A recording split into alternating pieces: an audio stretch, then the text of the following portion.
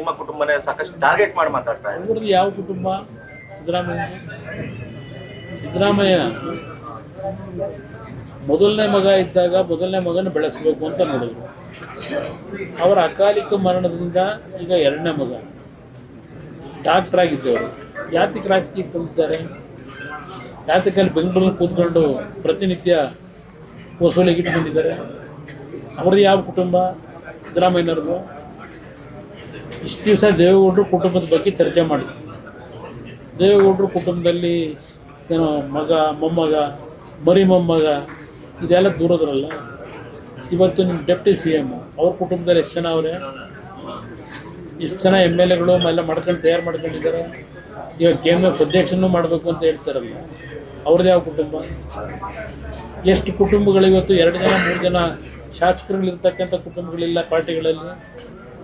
ಸಿದ್ದರಾಮಯ್ಯನವರಿಗೆ ಕುಟುಂಬ ರಾಜಕಾರಣದ ಬಗ್ಗೆ ಮಾತನಾಡ್ತಕ್ಕಂಥ ನೈತಿಕತೆ ಕಿಂಚಿತ್ತೇನಾದರೂ ಇದೆಯಾ?